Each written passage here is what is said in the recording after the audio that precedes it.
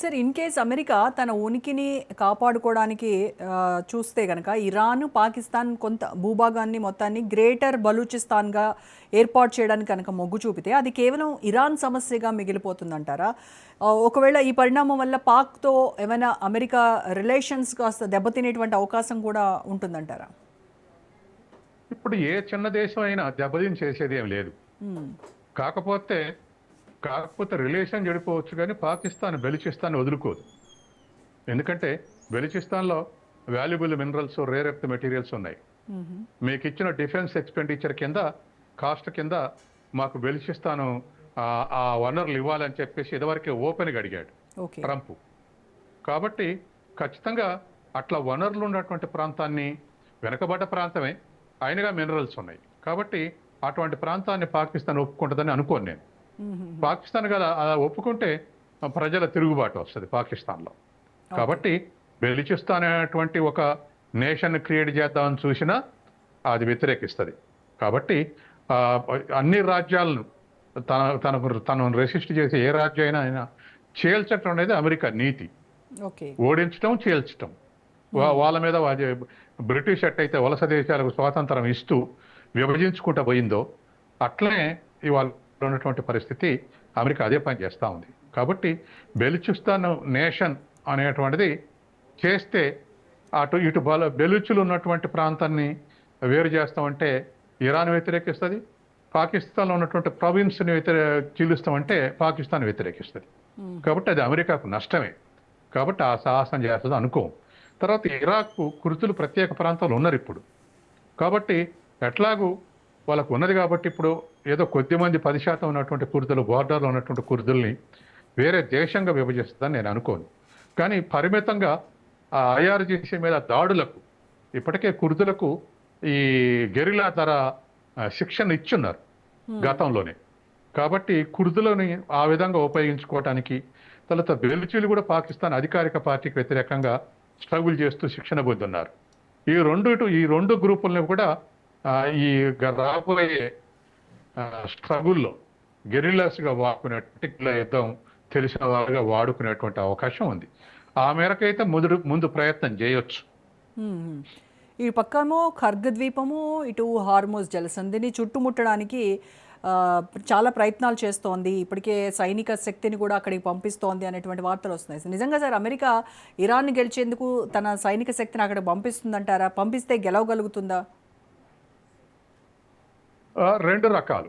ఇరాన్ని గెలవగలుగుతుంటే ఖచ్చితంగా గెలిచుద్ది. అమెరికాకున్న technology, ఇజ్రాయెల్కున్న technology నెల రోజులు, ఇప్పుడు ఇంకో 2 నెలలైనా ఇరాన్ని గెలిచుద్ది. అయితే ఇరాన్ని గెలుచడం అంటే భూతల యుద్ధంలో దిగితే గెలుస్తుందా లేదో చెప్పలేం.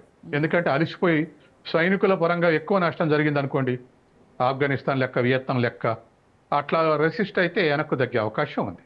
తర్వాత ప్రజలు కూడా వ్యతిరేకిస్తారు, ఇంకా ఎక్కువ వ్యతిరేకిస్తారు ప్రపంచవ్యాప్తంగా, విత్ ఇన్ ద అమెరికా కూడా.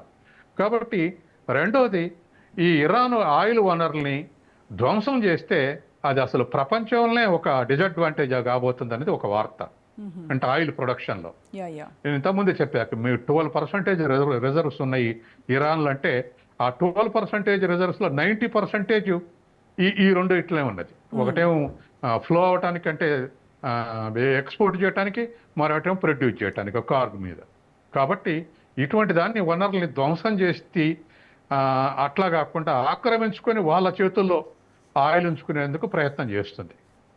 సో ఇప్పుడు మరి ఇరాన్ కూడా ఇటు ఆత్మాహుతి దళాలని కావచ్చు, ప్రాక్సీ గ్రూపుల్ని కూడా రంగంలోకి దించితే గ్లోబల్ ఆయిల్ సప్లై చైన్ మరి డ్యామేజ్ అవ్వదా సార్?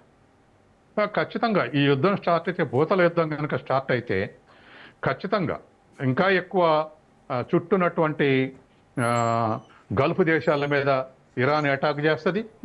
రెండో వైపు ఇప్పుడున్నటువంటి భూతల యుద్ధంలో ఖచ్చితంగా ఇప్పుడు వాళ్ళకు ఉన్నటువంటి సపోర్టింగ్ ఉన్నటువంటి గ్రూపులు, హౌతీలు కానీ, లేకపోతే ఇతర ఉన్నటువంటి లెబనాన్లో ఉన్నటువంటి గ్రూపులు కానీ, ఒమన్లో ఉన్నటువంటి గ్రూపులు కానీ, యెమెన్లో ఉన్నటువంటి గ్రూపులు కానీ, ఈ 3 రకాల గ్రూపులు వాళ్ళు సహజంగా ఇప్పటికే ఇజ్రాయెల్ మీద దాడి చేస్తారు, లెబనాన్ నుంచి ఉన్నటువంటి గ్రూపులు. కాబట్టి ఇప్పటికే నిన్న మొన్న మిజైల్స్ ప్రయోగించారు ఇప్పటివరకు సైలెంట్గా ఉన్నటువంటి వాళ్ళు. కాబట్టి భూతల యుద్ధం స్టార్ట్ అయితే ఆ గ్రూపులు కూడా ఇరాన్ని సపోర్ట్ చేస్తాయి.